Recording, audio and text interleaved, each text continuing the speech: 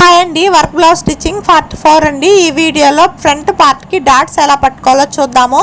ఇప్పుడు చూడండి, స్టార్టింగ్ దగ్గర నుంచి ఒక 2.5 ఇంచ్కి ఒక మార్కింగ్ చేసుకోవాలి.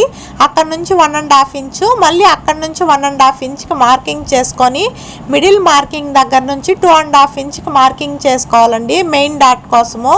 ఇప్పుడు ఊక్స్ పట్టి కాజా పట్టి వైపు ఇలా మిడిల్కి ఫోల్డింగ్ చేసుకొని అటు సైడ్ పావించు, ఇటు సైడ్ పావించు వెడల్పు అనేది పెట్టుకొని 2.5 ఇంచెస్ పొడవు ఉండేలాగా రెండో డాట్ అయితే మార్కింగ్ చేసుకోవాలి. ఇప్పుడు ఈ రెండు డాట్ని మిడిల్కి ఫోల్డింగ్ చేసుకుంటే మూడో డాట్ అనేది కరెక్ట్గా వస్తుందండి. చూడండి, రెండు సైడ్లు కూడా కరెక్ట్గా కలిసే దగ్గర మార్కింగ్ చేసుకొని అటు సైడ్ పావించు, ఇటు సైడ్ పావించు వెడల్పు పెట్టుకొని 3.5 ఇంచెస్ పొడవు అనేది పెట్టుకొని మూడో డాట్ కూడా మార్కింగ్ చేసుకోవాలి.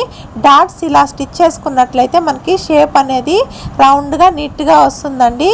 ఇప్పుడు మిడిల్ మార్కింగ్ దగ్గర నుంచి ఇలా ఫోల్డింగ్ అనేది చేసుకొని మెయిన్ డాట్ అయితే పట్టుకోవాలి. అదేవిధంగా రెండో డాట్ కూడా మార్కింగ్ చేసుకున్న విధంగా పట్టుకోవాలండి. ఇప్పుడు ఈ రెండు డాట్లు పట్టుకున్న తర్వాత మూడో డాట్ కూడా సేమ్ అదేలాగా మార్కింగ్ చేసుకున్న విధంగా పట్టుకోవాలి.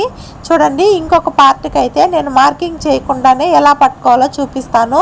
షోల్డర్కి నేరుగా పట్టుకొని ఒక 1.5 ఇంచ్ వెడల్పు అలాగే 2.5 ఇంచెస్ పొడవు ఉండేలాగా మెయిన్ డాట్ అయితే పట్టుకోవాలండి. ఇప్పుడు ఉక్స్ పట్టి కాజా పట్టి వైపు మిడిల్కి ఫోల్డింగ్ చేసుకొని ఒక 1/2 ఇంచ్ వెడల్పు 2.5 ఇంచెస్ పొడవు ఉండేలాగా పట్టుకోవాలి. రెండు డాట్లని మిడిల్కి ఫోల్డింగ్ చేసుకొని మూడో డాట్ అయితే పట్టుకోవాలి. ఈ వీడియోలో ఫ్రంట్ పార్ట్కి డాట్స్ ఎలా పట్టుకోవాలో చూసాం కదా. నెక్స్ట్ వీడియోలో షేప్ బెల్ట్ ఎలా స్టిచ్ చేసుకోవాలో చూద్దాము. Okay friends, bye friends.